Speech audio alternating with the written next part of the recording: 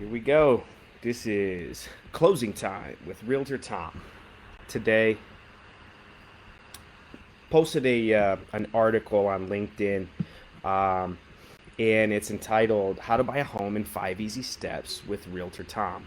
And basically, the entire reason for that is it's stressful. Buying a home, it's exciting, but it brings a lot of stress and anxiety and things like that.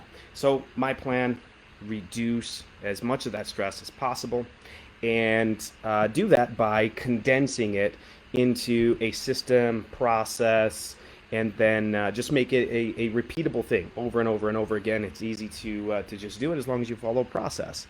And so that's why I created it, and condensed it to 5 easy steps. So I'm going to share it with you now, condensed version, and then you can always jump over, take a look on LinkedIn, and read the full article.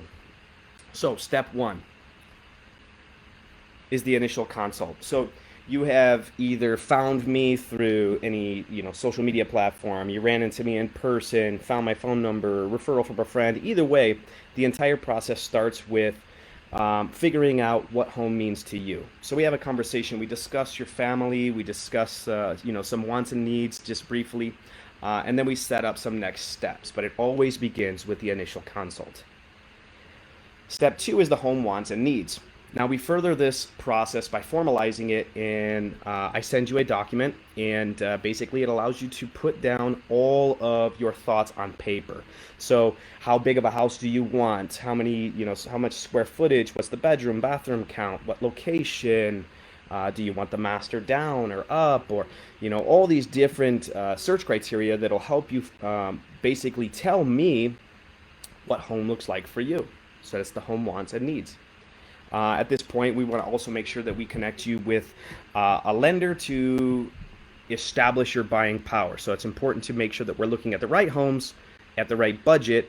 Otherwise, we're just wasting time, and then you'll see, homes that doesn't really fit what's realistic for you. Step three is the digital home search. This is very simple. You can use any of the resources that are out there, Zillow, Realtor.com, Trulia, all these things. They're great. I also have a website that you can search, and one of the key benefits to that is ensuring that you get the most relevant and accurate information, because my site is directly linked to the MLS. That's the multiple listing service. That's where we as realtors put all of our houses for sale. And that website is www.therealtortom.com. Now the next step four, is in-person home search. Now this is actually going out to the houses, set up a what's called a buyer's tour, and we'll go and view some houses. And I like to keep it at 5, no more than 5 houses in a day, because it eliminates the possibility of you getting burnt out. Seeing too many houses in a single day can make you forget what you saw at one of the first houses. For example, man, what was that? Which address was that house that we saw that really cool master bathroom? Sometimes you can't remember if you've seen too many in a single day. So 5 houses, I like to keep it there. One of the cool things about the home tour too, one thing that I really, really love, some people say, bring your kids, don't bring your kids, they're a distraction, and whatever. I love when people bring their kids to the home tours. It's a fun element. I love when, I'm opening the door, we get the door open, and we take a step in, and the kids run, and they go upstairs, and they're like, I picked out my room. That is such a cool thing. As a father, I have 3 kids, and just seeing the joy on their faces is huge. I mean, it's one of the things that makes me, love what it is that I do. The step 5 is where it gets a little bit challenging and complicating for understanding what exactly is going on. So step 5 is the offer, contract, and closing. So there's a lot of documentation. There's something that I like to do is just called, expectation management. So what is the timeline of an inspection? What is the timeline of an appraisal? What is happening during this time? Why is nobody calling me? I haven't heard anything in a week. So what I do is I tell you the process, explain it, and then prepare you for some of the things that are happening. For example, I mentioned the timeline. So in an inspection, there's going to be a certain timeline that period or that item has to be conducted within. And then we talk about possible scenarios. Do we get all these things repaired? Do we take cash in lieu of repairs? What if they say no? All these things, those questions have to be answered.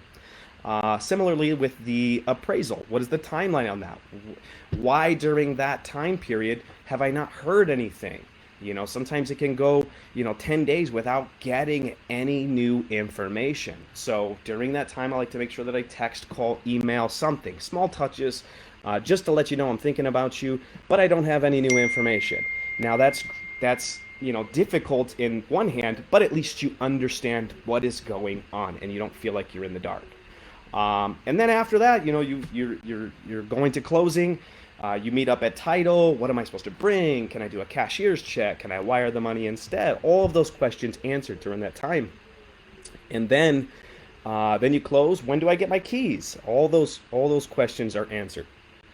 Additionally, what happens after that? So then there's some ongoing things that I like to do. For example, helping you getting your utilities turned on. When my first payment is due, help me make my first payment. Make sure that you have all the information so that goes smoothly. You don't want to miss your first payment. That'd be crazy. So different things like that. Anyway, short touch here from Realtor Tom. Again, this is closing time. Hope you enjoyed it. We'll talk to you soon. Bye.